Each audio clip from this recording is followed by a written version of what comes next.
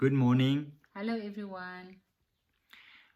At the beginning of every year, there are these resolutions, and it's as if I shy away from that word. It's so stale. Yeah. Uh, uh, uh, it's not very creative. Um, it's beginning of January, so I suppose I must have Have a a resolution. resolution, Yeah. and if I don't have one, I better think something up. Yeah. And it's often also part of conversations around the new year. Yes. Um, I think it has a or the start of a new year is a good place to reset. Mm. I think often as a year progresses, we tend to life tends to happen, and there's a lot of things that we started out with good intentions that sort of Sorry. falls by the way, and then I think because there's naturally no difference between the 31st of December and the 1st of January. Um, so just in terms of using it as a reset, of starting anew, I think also having um, from October, the year just usually starts running away with everybody. Mm. So by the time Christmas come and you maybe have a couple of weeks of rest, it's a good time to then sort of get out of the blocks again in a Mm. fresh way. So I think it has a purpose, and it has a you don't need to call it resolutions. Yes, You can call it intentions if it makes you feel better. that will help me. My resolution is not to have resolutions but intentions. Okay, we can talk about whether there's a difference. But yes, so and I think for me, um, generally because the year just gets so crazy towards the end, something that falls away and that I often immediately pick up in my life and the way that I experience life is if my practice, my um, quiet practice suffers. If Mm. I don't get round to it, or not every day, and then that sort of adds to the feeling of things getting out of control and chaotic and too busy, and I'm not coping. So for me, I think looking at that again and just maybe dusting it off a bit. Also, in terms of a conversation, we had a conversation this morning and thought that might be a good one to start the year off with, Mm. to talk Because, about the practice. yeah, because we said, why is a practice so important? Yeah. Um, Why do we see it as something that's actually not negotiable? yeah, It's like drinking enough water, like having a good diet, like getting enough sleep. sleep, exercising. Why is that such an important thing? Mm. And isn't it just not just again another um, A rigid principle that yeah, we say you like a ought to. religious principle that Yeah, we now forcing on everybody and ourselves. yeah, you ought to do this, Yeah, or you're supposed to do yeah. this. A good Christian should do this. Yes, yes. Yeah. And it is not on that level. It's more on the level, it's it it, it comes from practical experience. The experience that when you do it, you see the results in daily life. Mm. If you don't do it, you see the results in daily life. Yeah. And it's more a life principle than it would be A law. a law or a dogma, or so it's something that should um, be or should be a habit, Yes. like drinking enough water, because of the results, because of the way that it helps you be more aware um, of God, of the presence of God in your life. Where is God busy in your life? Mm. Um, and I think for me that is the main thing. If we are serious about being more in tune with God, more living in that flow, that divine flow in our lives, Mm. then there really is no other way Mm. than to have a practice where you sit in silence, Mm. um, not letting your mind take over, and rest in God, so that it actually biologically can form the brain path that you need to be more aware, to be more conscious Mm. of God, because we've lost that. Mm. We've lost that sense, that consciousness, because we became so rational, and our mind is the main tool to live our lives with. Mm. Mm. And when the mind is so active, the ego is also active. Mm. And we plan and we organize our days predominantly around our own preferences and our own aims. And the And needs of the yes. day, the demands of life. Mm. So, and I find that the most difficult thing when I'm doing my practice, which is usually centering prayer, is how I really, I find it such a precious time of just being. So for me, there can be nothing more important than just to surrender in that time, Mm. to just give over for that little bit of time, that 20 minutes or 30 minutes. But how my mind will start going towards the menu for the next week, how I must fit this in and that in. Mm. And that's ego, that's control, that's Mm. so the difficult thing, I think, and I don't think it gets easier, Mm. uh, is to truly know that there can be nothing more important in your life than having that time Mm. where you can simply be, Mm. Mm. and the importance in terms of what it gives you. Mm. Um, Mm. Mm. yeah, in terms of how your consciousness grows by doing it.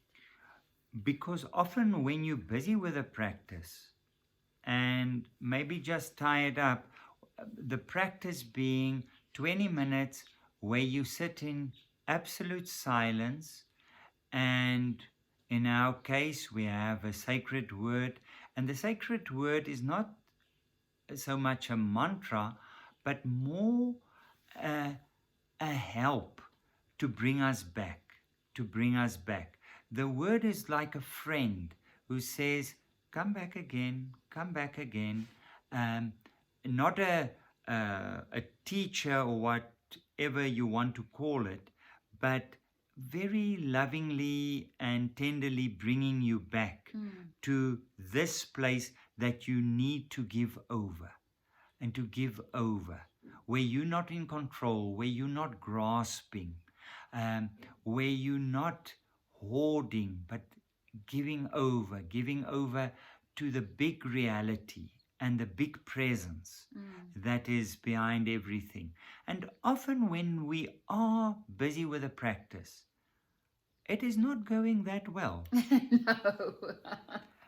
And you don't really have that feeling of being No. part of the big um And it is of a bigger picture. It's just a struggle.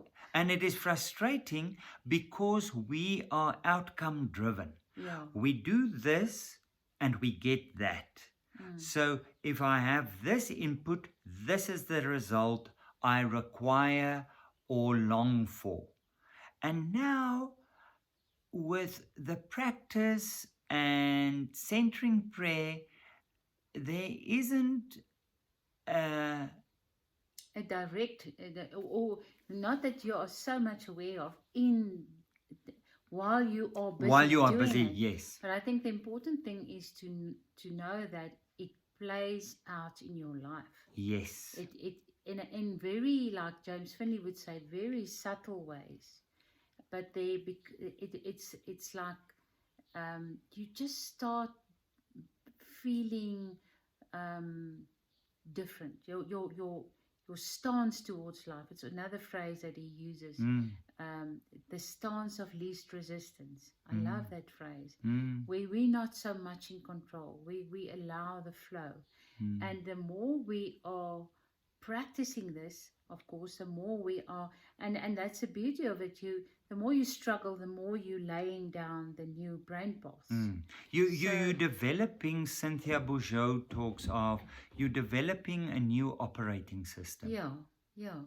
So you're growing in consciousness, using, getting back to something that we've lost along the way, Mm. where we are more aware of God being present and active in our Mm. lives. Because it's not that we have to call God in. Mm. It's us that isn't present. That it's me that's not able to to discern where God is, or to experience God Mm. being Mm. present. Mm. So I think in terms of that, it just becomes something that makes life so much more fulfilling and richer, no matter what the daily demands are. Mm. It's like there's a very solid base that you are. It just makes a big difference to me. Yes, it really, on a very practical level, my experience with the practice and what I miss if I'm not disciplined in it, if I skip over it, or where I get so drawn into the demands of daily life that I don't get to it, I lose almost a certain shock absorber. Mm, Um, mm. my practice, somehow, it might be frustrating. I'm sitting for those 20 minutes and there's no bells and whistles and there are no You're not fireworks getting it and right. I'm not getting it right. Yet But again. then the next day, it's as if I can handle things better. Mm, mm. Everything isn't a train smash. Everything isn't a crisis.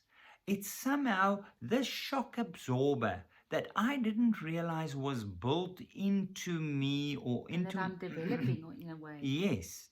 Um, During my sit, it's there and it absorbs whatever the tensions and the pressures are. So it helps me with that to have a certain perspective and a stance in my life. um, uh, and it tends to stretch time. It's a very strange experience that you have, is where without that it's this pressure.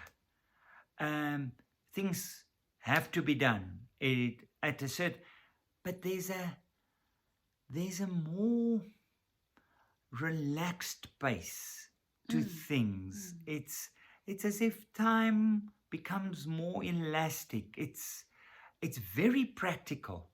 It's very practical. So you say, but nothing happened, but something did happen. mm, It's like water dripping or something being deposited. mm, Uh, Trust the process and just come back to it.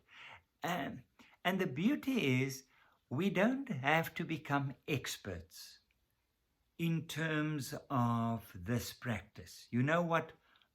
I've got it down pat. mm. That's again ego. It's ego. Yeah. It's ego. If you want to know anything about practice, come to me. I'll Mm, tell you. mm. All we can say is it works.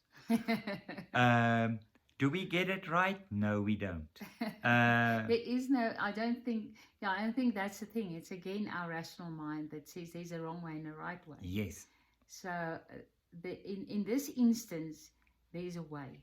yes. You just have to do it. Whether it's a sit that goes really well and you are feeling connected, that's a bonus. But generally, it's just that battle of of coming back, cleaning Mm, the using your word to wipe your mind clean and just starting over. mm, So I think it might be a good idea to talk about it at the next conversation. Just again, how does centering prayer works out? How do you fit it into your day? Just the practicalities might be good to revisit that. Mm, Um, mm, we could maybe do that. There was just something that we were saying in the Afrikaans version that I don't want us to forget in terms of the intent. yeah. Um, uh, and you reading the cloud of the unknowing again, Mm, and just the way that he puts it. yeah. Almost the only requirement um, that's needed or that's important with a sit is a naked intent. What the Cloud of Unknowing, Anonymous, the author of Cloud of Unknowing, calls it a naked intent. The only thing we arrive with Mm, at the session is the longing to be present mm, and to be there with God. That's the only thing. And to rest in God. And it's it's amazing how God, it's not because we do that, God, but we have that stance. It's this naked intent. And it ties into what Thomas Merton said, a little sincerity with God goes a long way. mm, So if I arrive and say, God, I had a hell of a day. I don't think I'm going to get this set right, but I have this naked intent to just be in your presence. And only that. mm, And it unfolds and I can rest in that. mm, Um, so the sit is difficult because it addresses our ego. mm, And our ego is constantly center stage, and it helps with that. And that's why it is so important, and that's why it's so helpful. mm. We'll have a conversation where we discuss a little bit more about this in terms of practicalities. So, and if you have any questions, please let us know. Mm. Um, we would like to try and answer it. Mm. Yeah, and good luck with starting up with all the activities for the new year. We hope that everything goes really well for you this year. Keep well in the meantime. Bye bye.